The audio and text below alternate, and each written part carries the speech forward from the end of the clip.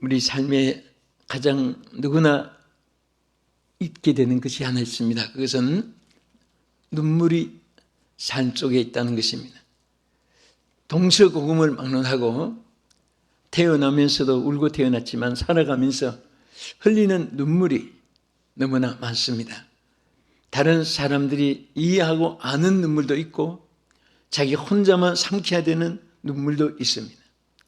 자신에게서 솟아나는 눈물의 사건도 있고 타인들로 인해서 또는 천재, 인재, 한재, 풍재, 기근, 연병을 통해서도 오는 쓰리고 아픈 눈물이 솟아날 때가 있습니다.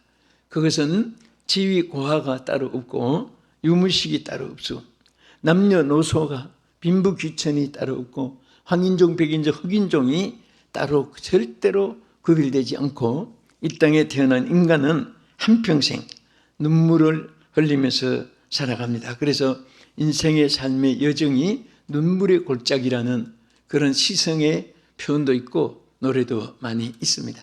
특별히 오늘 우리 성경에도 보면은 여기 오늘 본문에 등장된 히스기야는 아주 위대한 왕이었습니다.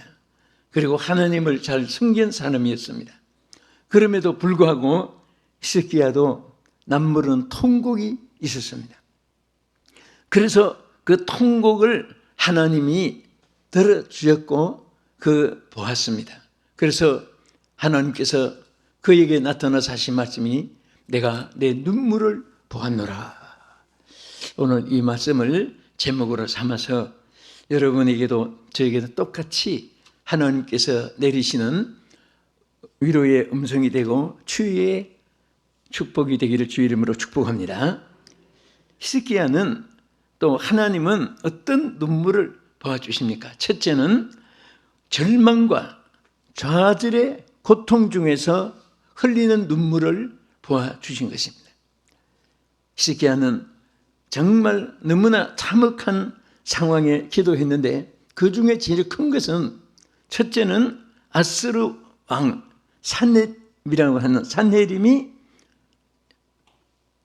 이 히스기야와 이스라엘 백성과 그의 모든 평안한 삶을 송두리째 뒤흔들어 놓고 그의 모든 통치의 모든 과정이 혼선을 빚게 만들었습니다.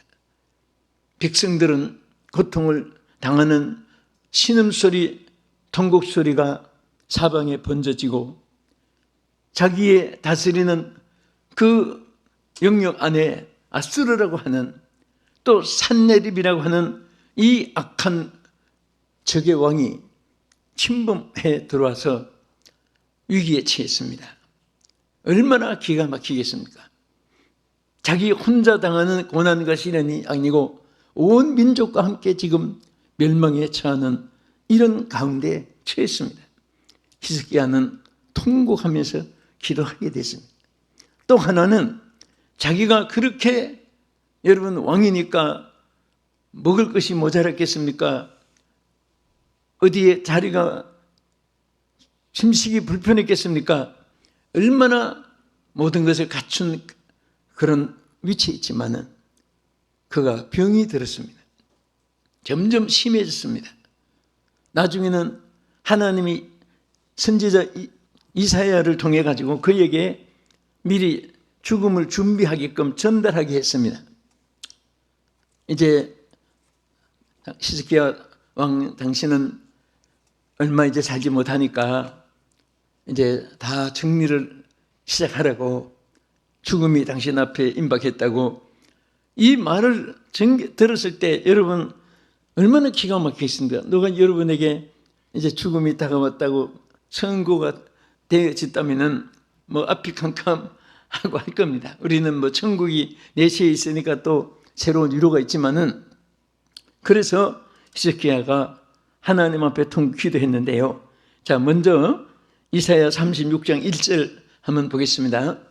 자막에 비쳤습니다. 히스기야 왕 14년에 아스르 왕 산헤립이 올라와서 유다의 모든 견고한 성을 쳐서 취하니라. 이제 말씀드린 그대로죠. 아스르가 이렇게 침해 왔고 그 다음에는 이제 말씀드린 대로 이사야 38장 1절에서 3절까지 얼마나 그에게 비참한 통보인가 보겠습니다. 그때에 히스기야가 병들어 죽게 되니 아모스의 아들 선지자 이사야가 나아가 그에게 이르되 여호와께서 이같이 말씀하시기를 너는 내 집 유언하라 내가 죽고 살지 못하리라 하셨나이다 하니 히스기야가 얼굴을 벽으로 향하고 여호와께 기도하여 이르되 여호와여 구하오니 내가 주 앞에서 진실과 전심으로 행하며 주의 목전에서 선하게 행한 것을 기억하옵소서 하고 히스기야가 심히 통곡하니 어떻게 통곡했다고 했죠? 심히 통곡했다. 짧은 말이지만은 그의 비참하고 처참했던 그 상황을 여기에서 그대로 보여주고 있는 것입니다. 우리도 때로는 이런 환경에 처했을 때 있었고 또 현재 그런 환경에 처하여 있는 사실을 히스기야와 한번 비교해 보세요.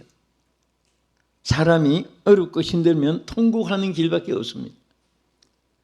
대상이 있어서 바라보고 통곡하기도 하고 섬기는 대상이 없을 때는 땅을 치면서도 통곡합니다.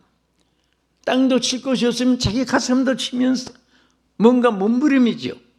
너무나 안타까우니까 통곡의 표현인 것입니다. 이런 통곡이 있을 때 정말 위로받을 자가 없는 사람, 도울 자가 없는 사람, 해결사가 아무도 자기 주변에 없는 사람은 그때의 사람은 외로움이라는 것이 있습니다.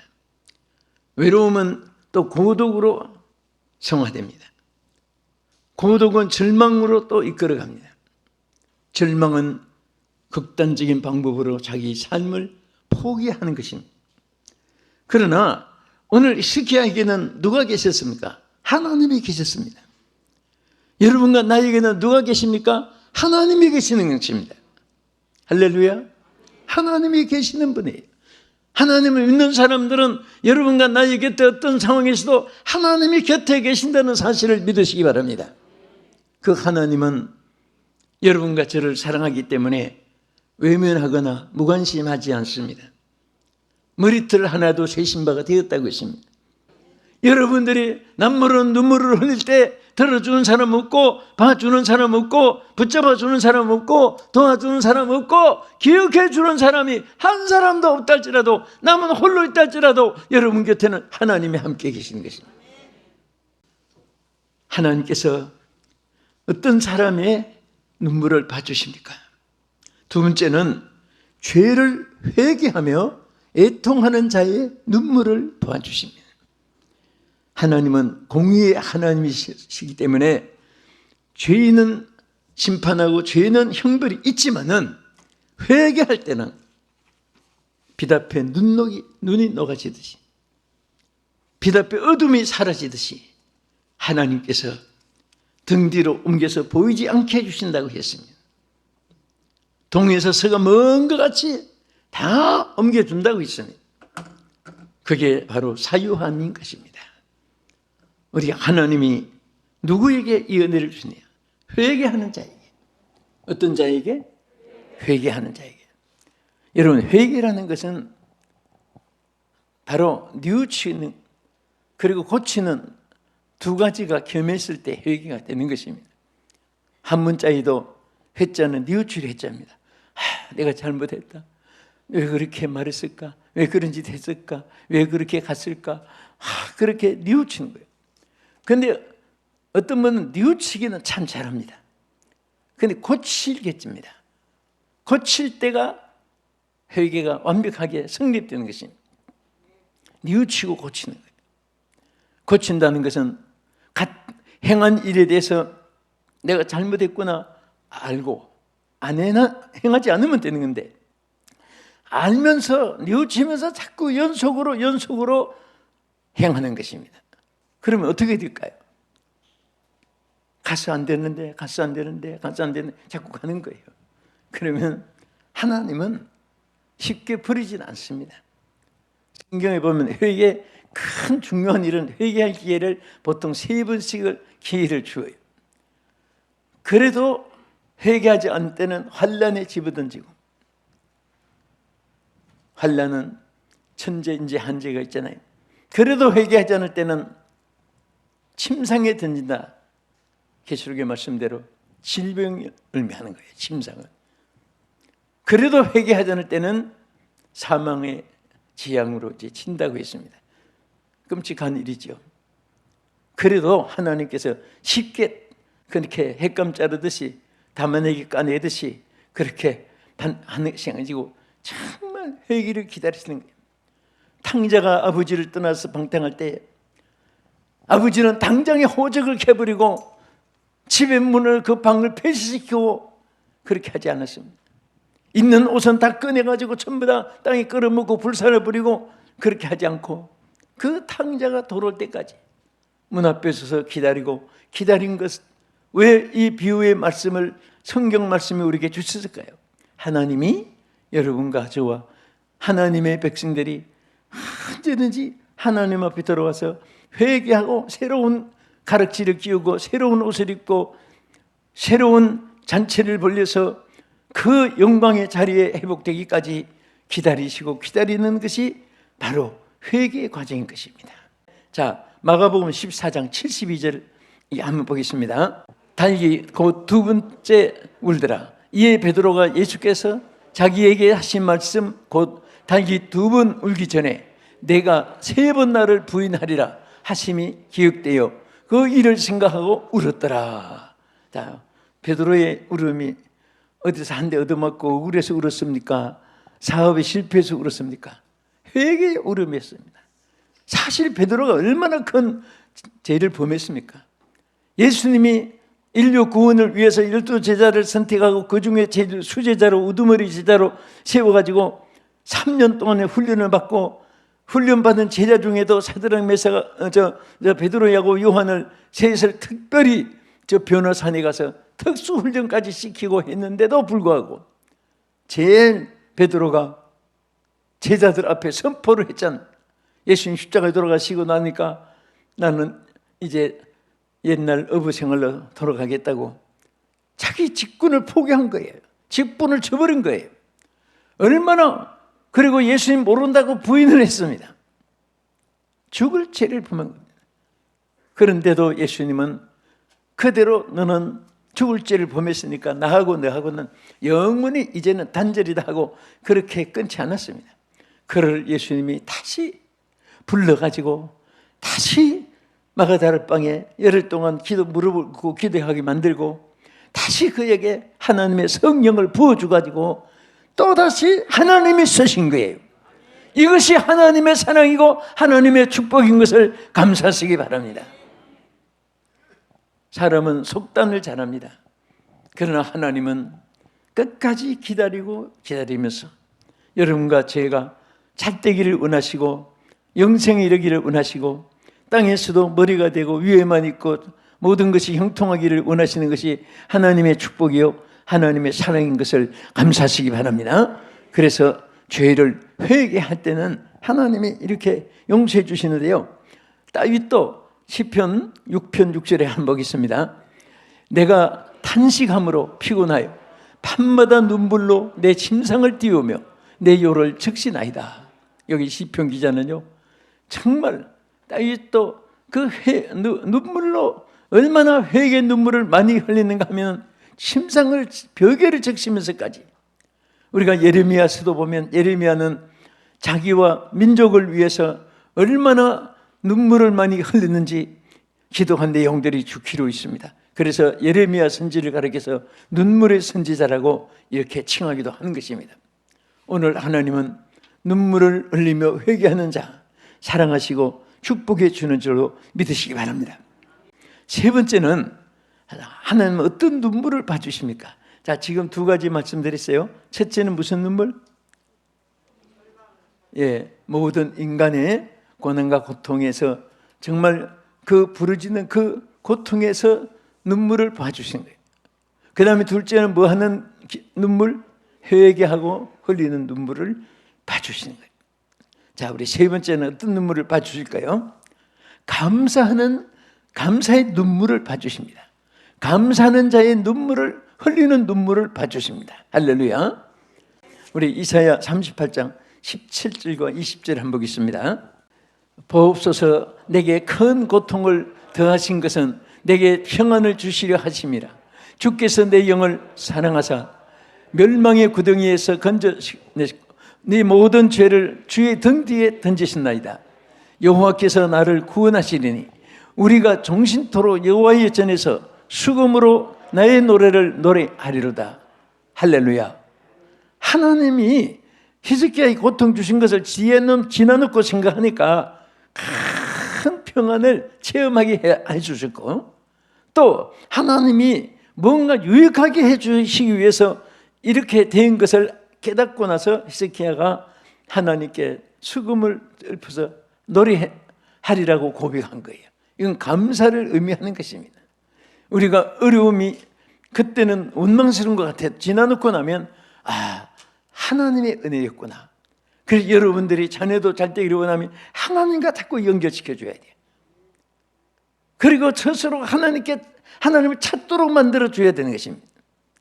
국가의 모든 미래도요, 어느 나라를 불문하고 하나님과 연결된 국가는 그 나라가 망하는 법이 없고 하나님의 축복이 함께하는 줄로 믿으시기 바랍니다. 자, 우리 너무 감사해서 흘린 눈물의 한 광경이 신약 성경 하나 우리 한번 보겠습니다. 누가복음 7장 37절에 그 동네에 죄를 지은 한 여자가 있어 예수께서 바리새인의 집에 앉아 계심을 알고 향료 담은 옥합을 가지고 와서 예수의 뒤로 그 발 곁에 서서 울며 눈물로 그 발을 적시고 자기 머리털로 닦고 그 발에 입 맞추고 향료를 부으니, 이거 다 아시죠? 예수님이 바리새인 집에 도착한 소식을 듣고, 이 여자는 원래 7 귀신이 들렸던 여자였습니다.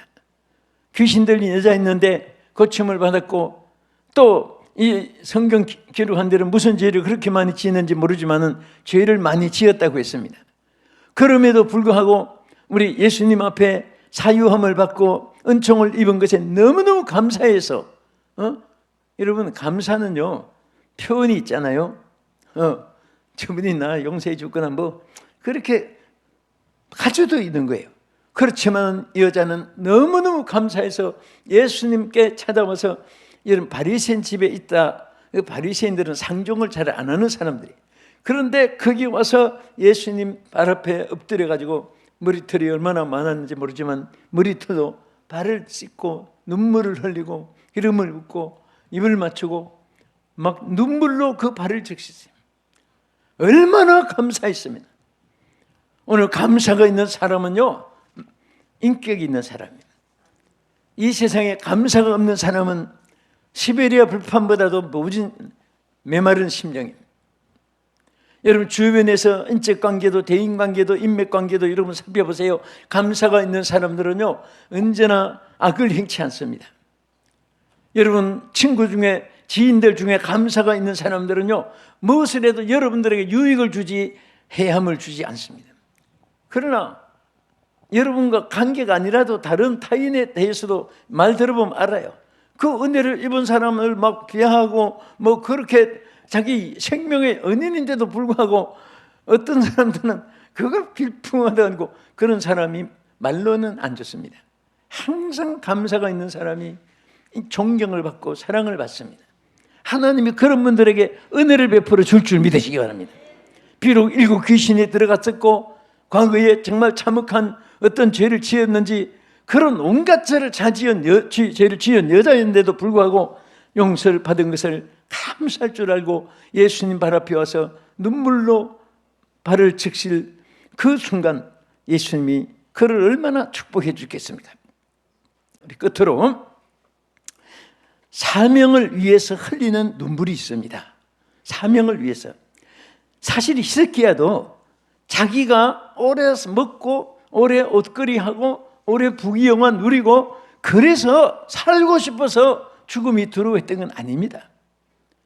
그 당시에 얼마나 나라가 비참하고 아수르가 지금 온 이스라엘을 전체를 다 점령을 하고 이스라엘 백성, 자기가 다스리는 민족이 지금 저 노예 생활을 하고 죽임을 당할 거 생각하니까 막 기가 막힌 거예요. 자기 사명에 대해서 가슴 속에 메어지는 아픔이 있었고 눈물이 있었던 것입니다. 오늘 여러분들은 자신보다도 사명은 자신이 잘되고 승리하는 그 문제가 아니라 나 때문에 다른 사람이 잘되고 나 때문에 나라가 잘되고 나 때문에 하나님께 영광이 되고 이 하나님 맡겨주신 그 임무를 수행하는 것이 사명의 길이고 결심인 것입니다. 여러분은 하나님이 사명을 주었습니다. 할렐루야. 여러분들 예수 믿는 사람은 다 선교사입니다. 빌리 그레이엄 목사님이 말씀했습니다. 그리스도가 없는 자마다 선교지고 그리스도가 있는 자마다 선교사다. 여러분 그리스도가 계십니까 안 계십니까? 계시지요? 선교사입니다.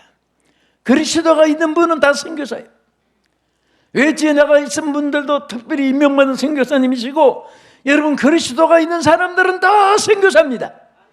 이 사명을 감당해야 돼요. 우리는 어디 가도 예수 그리스도의 향기를 나타내고 복음이 전파되는 나팔이 되어야 되고 예수 그리스도를 보여주는 주님의 빛이 되어야 되는 것입니다.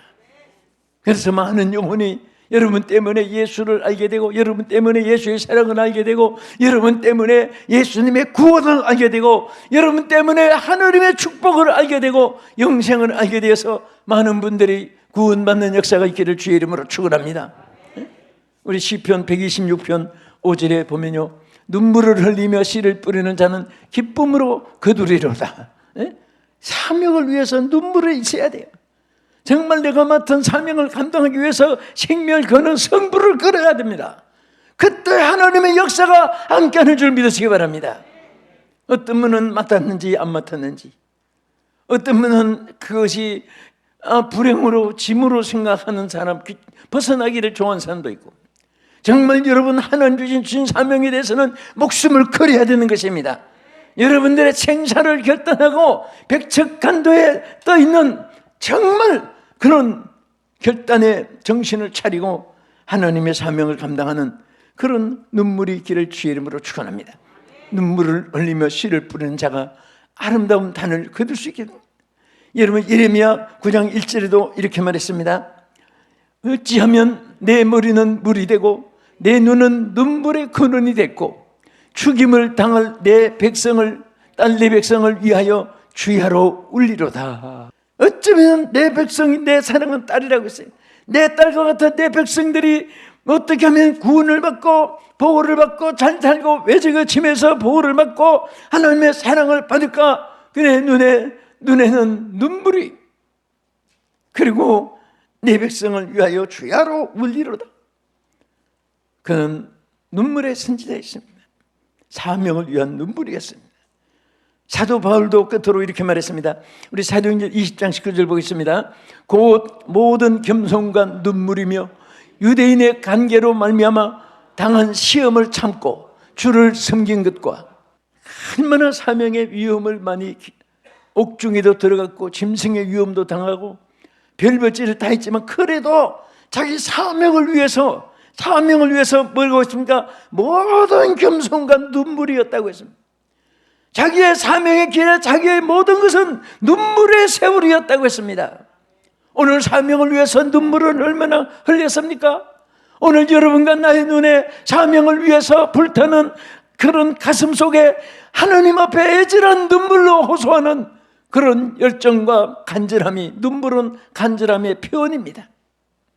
이런 마음을 가지고 여러분들이 주의 사명에 임한다면 반드시 하나님은 여러분을 통해서 하나님이 영광을 받으시고 여러분들에게 승리의 깃발을 높이 들게 하여 주실 줄 믿습니다.